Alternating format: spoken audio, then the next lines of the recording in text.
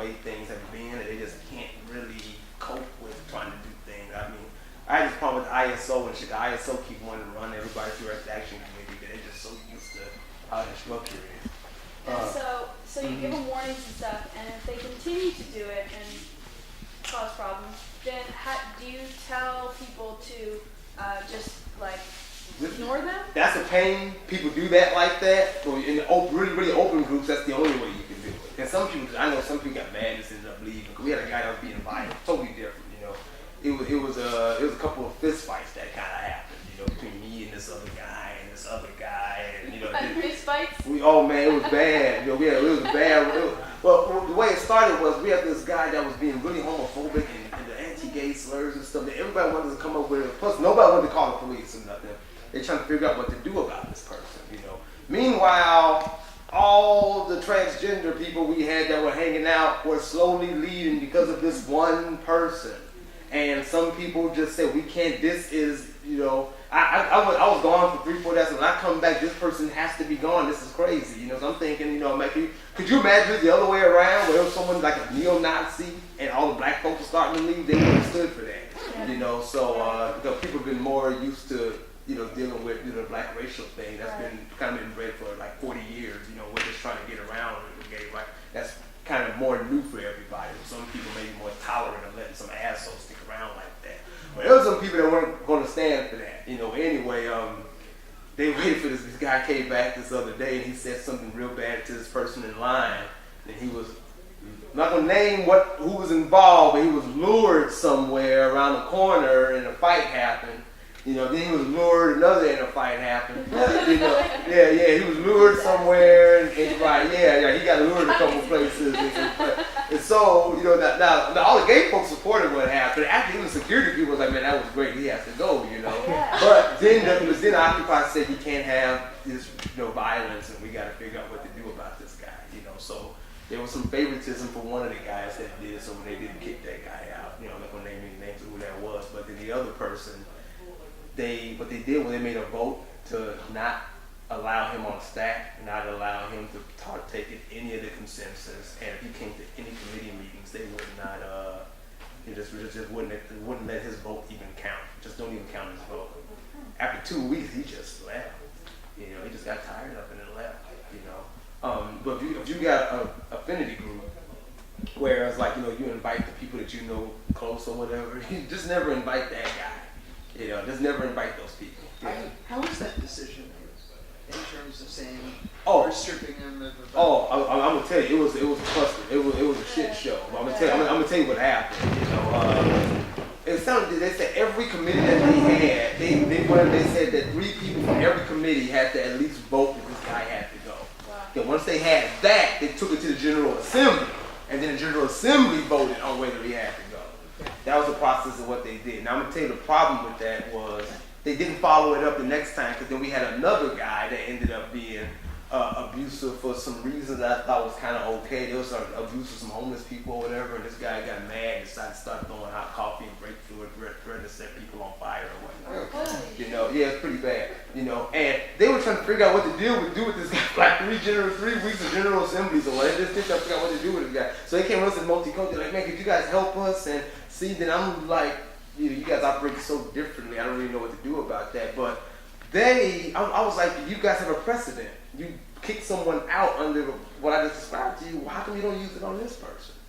You know. So I would be really suspicious with somebody like that if they could be a worm.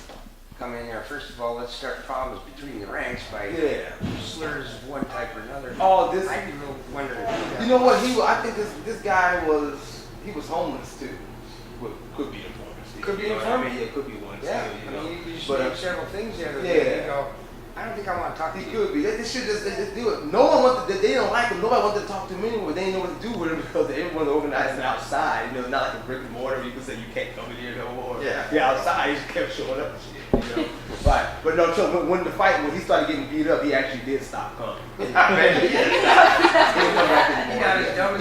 actually came with the police and got arrested for. Then he brought the police to try to get a couple people arrested for.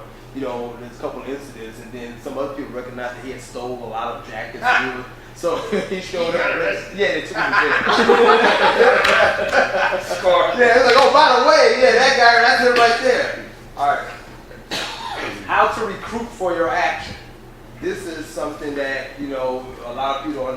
how to recruit people for your action without compromising security. You know, I know people I've been knowing for years. They always come. They'll say, "Hey, what are you doing Friday?" You know, and I'm like, "Is it Friday?" I'm like, "Oh, well, I got to work."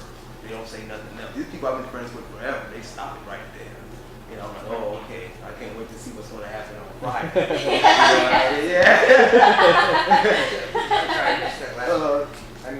When you're like, let's say I'm inviting you to an action, you know, and I ask you, "Hey, what are you doing Friday the 16th?" You know, and then people say, "Oh man, I gotta work."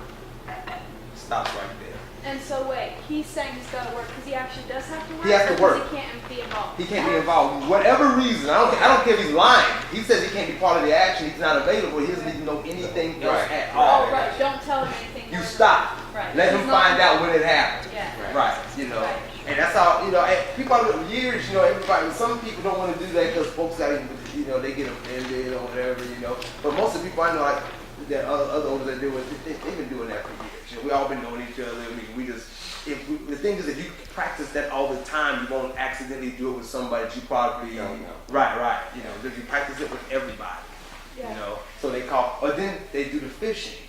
What are you doing Friday? Oh, I'm available Friday. Oh, okay. Want to be the cameraman? Oh, I don't have a camera. That's it. It stops there. You know what I mean? You know, or sometimes as you're asking questions, you still, you know, what are you doing? Okay. Then they say they can do it. You say it's in like, oh, it's going to be in Naperville, Illinois. You know, it's actually not in Naperville. Okay. But then the day of the action, when you're picking people up, and you tell them, okay, we're on our way to Schaumburg. Then you change the location of it. Right. So that at any step, so if that person cancels and says they can't make it, they think it's in Naperville. Yeah.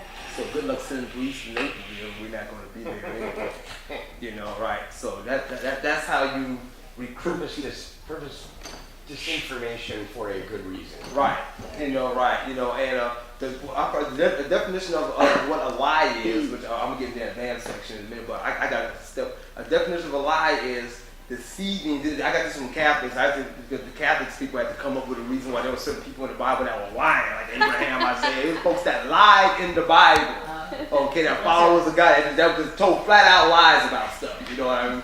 So they had to come up with a reason. Well, they came up with an explanation, which I think is a pretty good one. They say a lie is withholding information from someone who is privileged to know it. Meaning that, of course, you out with some chick at a bar and your wife, she need, you know, and you lie about that. That's a legit lie. I mean, not a legit one. It's the textbook lie. Right. She's privileged to know what you were doing. Yeah. You know. But if I ask, hey, where was you at last night? I'm not privileged to know that. So by you lying to me, you're not defrauding me. You're not hurting me. Because I don't need to know.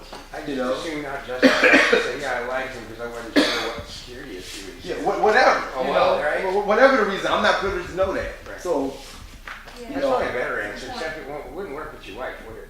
Exactly. You ain't privileged to know wife that. is privileged. Wives and partners are privileged to know many things of what you do if that's the relationship that you all have. You know, if you guys have, and then plus there's a certain commitment that you're like, okay, you're committed to this person, you're not supposed to get out there doing that. You're privileged to actually know that, you know.